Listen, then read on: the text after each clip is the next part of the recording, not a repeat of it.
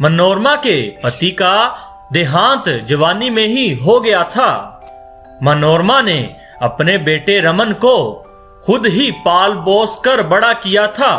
रमन की सारी पढ़ाई का खर्चा उसने अकेले ही उठाया था। रमन की नौकरी लगने के बाद उसने एक सुंदर सुशील लड़की देखकर उसकी शादी करवा दी थी। रमन शहर में रहकर जॉब करता था। उसकी पत्नी शालिनी और माँ मनोरमा गांव में ही दोनों रहती थी। अरे ओ शालिनी, शालिनी कहाँ मर गई हो? क्या हुआ मम्मी जी, क्या हुआ? ये सब छोड़ो, ये बताओ कि बिजली का बिल इतना ज्यादा कैसे आया है? तुम्हें बिल्कुल समझ नहीं है, इतनी महंगाई बढ़ी हुई है, ऊपर से इतना बिजली का बिल। मम्मी जी ये तो पिछले महीने से भी कम है। तुम क्या चाहती हो कि बिजली का बिल देने के लिए अपना घर बार बेच दें? आज के बाद कितनी भी गर्मी हो एक ही पंखा चलेगा। मई का महीना था।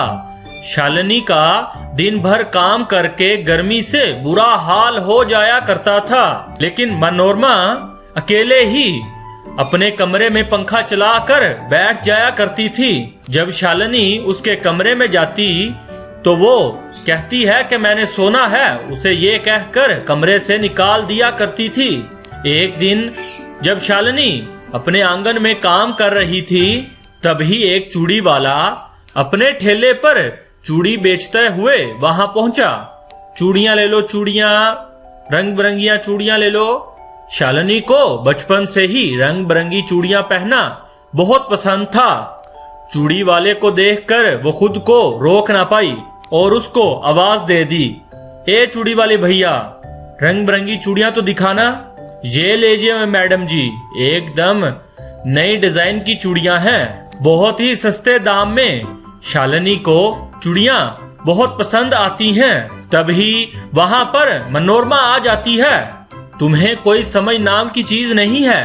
यहाँ इतनी ज्यादा महंगाई बढ़ रही है, तुम्हें चूड़ियां की पड़ी हुई है। मम्मी जी मेरी सारी चूड़ियां घर के काम काज करने में टूट गई हैं, एक भी अच्छी चूड़ियां नहीं बची मेरे पास। वैसे भी तुम चूड़ियां पहनकर कौन सा विदेश जा रही हो? चलो चूड़ी वाले भैया यहाँ से आगे निकल जाओ। ले लेने दीजिए चूड़ियां, इन पर बहुत जचेंगी। क्यों रे, अब तू हमारे बीच बोलेगा? रहने दीजिए भैया, मुझे चूड़ियां नहीं चाहिए। इतना कहकर शालिनी उदास होकर अपने कमरे में जाने लगती है और मनोरमा भी वहां पर चले जाती है। तब ही चूड़ी वाला शालिनी की खिड़की के पास कुछ चूड़ियां रख कर चला जाता है। मनोरमा खिड़की के पास रखी हुई चूड़ियां अपने पास रख लेती है। कुछ दिनों बाद शालिनी की माँ आती है। क्या बात है शालिनी, तुम दिन ब दिन कमजोर होती जा रही हो। क्या बताऊं माँ, मेरी सास इतनी कंजूस है, जो बाजार में सबसे सस्ती सब्जी मिलती है वही हमारे घर बनती है। तभी वहाँ मनोरमा जाती है। हाँ हाँ क्यों नहीं, अगर तुम्हें साग सब्जियों से इतनी दिक्कत है तो अपनी बेटी को खिलाने के लिए सब्जी लेकर आती अपने गांव से।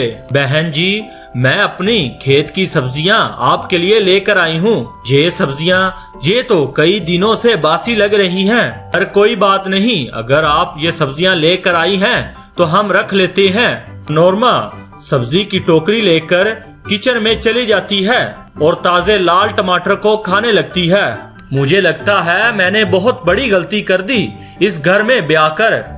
अब यही मेरा घर है माँ, मैं ठीक हूँ। रेखा अपनी बेटी का ससुराल में ये हाल देखकर बहुत चिंता में पड़ गई थी, लेकिन शालिनी के कहने पर वो वहाँ से चले जाती है। कुछ दिनों बाद विशाल गर्मी के कारण शालिनी बेहोश हो जाती है। मनोरमा शालिनी की हालत को देखकर तुरंत डॉक्टर को बुलाती है। डॉक्टर साहब क्या हुआ है इसको? गर्मी के कारण शरीर में पानी की कमी हो गई है, पानी चढ़ाना होगा।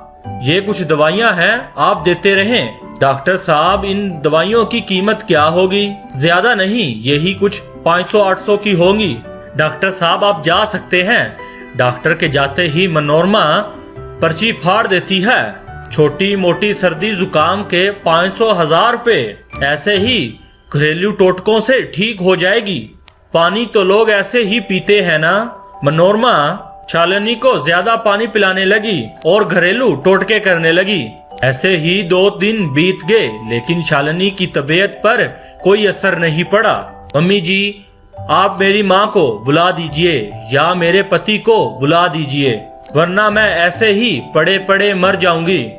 तुम्हें मेरा इलाज पसंद नहीं तो मैं तेरी माँ को बुला देती हूँ। मनोरमा फोन करके रेखा को बुला लेती है। रेखा शालिनी को अपने साथ लेकर चले जाती है और वहाँ अच्छे डॉक्टर से उसका इलाज करवाती है। एक दिन रेखा मनोरमा के घर आती है। हाय रे, मेरी मत ही मारी गई थी कि मैंने अपनी प्यारी सी बेटी को तुम्हारे घर बहू बनाकर भेजा। तेरी वजह से उसकी जान चले गई। क्या शालिनी की जान चले गई? तेरी कंजूसी की वजह से उसका सही वक्त पर इलाज नया हो सका। मैं नहीं चाहती कि तुम्हारा साया उस पर पड़े, वरना तुम मेरी बेटी पर चढ़े फूलों का तुम कीमत लगाना शुरू कर दोगी। मनोरमा वहीं रोने लग पड़ती है और खुद को कोसती है। हाय, मुझसे बहुत बड़ी गलती हो गई। आज मेरी कंजूसी के कारण बेचारी मेरी बहू की जान चले गई है। मैं अब से कंजूसी नहीं करूंगी। तभी शालिनी वहां जाती है। शालिनी को देखकर मनोरमा की खुशी का ठिकाना नहीं होता और वो उसे गले के साथ लगा लेती है। मम्मी जी, बचत करना अच्छी बात है, लेकिन कंजूसी नहीं करनी चाहिए। बेटा, मैं अब से कंजूसी नहीं करूंगी। हमें ये सब आपको समझाने के लिए करना पड़ा। मनोरमा ने कंजूसी छोड़ दी और सभी खुशी खुशी रहने लग पड़े।